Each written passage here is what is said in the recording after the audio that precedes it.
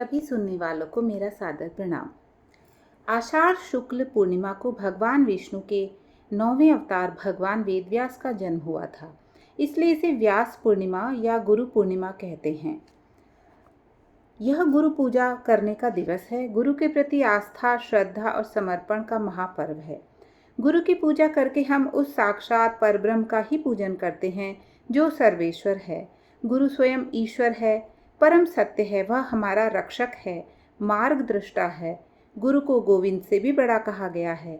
गुरु की पूजा कर हम अपने अत्यल्प स्व को उसकी सर्वसमर्थ सत्ता में समर्पित कर देते हैं। पुष्पदंत विरचित शिव महिमन स्तोत्रम के अनुसार गुरु से बढ़कर कोई तत्व नहीं है। नास्ति त्वं गुरुः परम।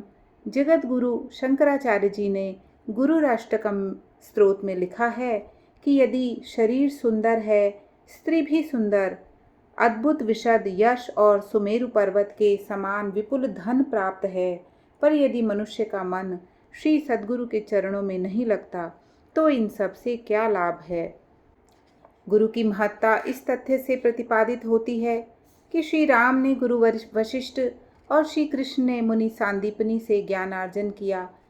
इसी प्रकार कबीर साहब ने स्वामी रामानंद, स्वामी विवेकानंद ने श्री रामकृष्ण परमहंस, प्लेटो ने महात्मा शुकरात और श्री दयानंद सरस्वती ने प्रज्ञा चक्षु स्वामी विराजानंद जी का आश्रय लेकर अपना जीवन धन्य किया। भगवान वेदव्यास का जन्म पाराशर ऋषि के पुत्र के रूप में एक धीवर कन्या मत्स्य कन्या सत्यवती के गर्भ से हुआ। इनका जन्म एक द्वीप पर होने से इन्हें द्वैपायन और रंग काला होने से कृष्ण अर्थात कृष्ण द्वैपायन कहलाए। इनका अवतार धर्म की रक्षा के लिए हुआ। इन्होंने अद्भुत शाश्वत धार्मिक साहित्य की रचना कर मानव जाति को ज्ञान व भक्ति का मार्ग दिखलाया। वस्तुतः हमारा संपूर्ण साहित्य ही व्यासो उच्छिष्टम जगत सर्व कहा गया है। वेदों का विभाग करने के कारण ये वेदव्यास कहलाए। ये ज्ञान के असीम सागर, भक्ति के परमाचार्य, विद्वता की पराकाष्ठा और कवित्व शक्ति की सीमा है। सभी 9 प्रकार की भक्ति के ये एकमात्र प्रतीक हैं।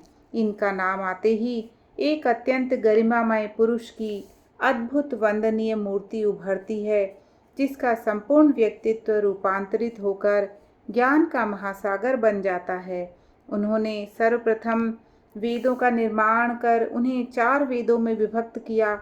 उन्होंने ब्रह्मसूत्र की रचना कर आत्म तत्व और उपनिषदों के गूढ़ अर्थ की विशद व्याख्या की।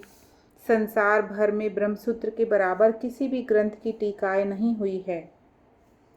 वेद व्यास जी ने 18 पुराणों, श्रीमद् भागवत और 5वें वेद महाभारत की रचना की, जिसके लेखन के लिए गणेश जी से प्रार्थना की गई। इनके सभी पुराणों में कथा आख्यान सहित अगणित धर्मोपदेश दिए गए हैं। उन्होंने अनेक धर्म पुराणों की रचना की। सबसे बड़े स्कंद पुराण के प्रथम 3 खंड में मास महात्म्यों के साथ तीर्थ, व्रत, पीपल, तुलसी, गौ आदि तथा पद्म पुराण में ब्राह्मण महिमा, गायत्री महिमा, मातृपितृ महिमा, सती महात्म, श्राद्ध विधि, दान महिमा का वर्णन है। उनके धर्मशास्त्र धर्म के अद्भुत विश्वकोश हैं। उन्होंने 3 स्मृतियां भी लिखी हैं। अकेले विष्णु धर्म पुराण में 807 अध्यायों की रचना भगवान वेदव्यास की धर्म प्रियता का परिचायक है। आज भी धार्मिक अनुष्ठानों, ज्ञान यज्ञों में सर्वोच्च स्थान को व्यास पीठ की संज्ञा दी जाती है। परमाचार्य वेद व्यास जी।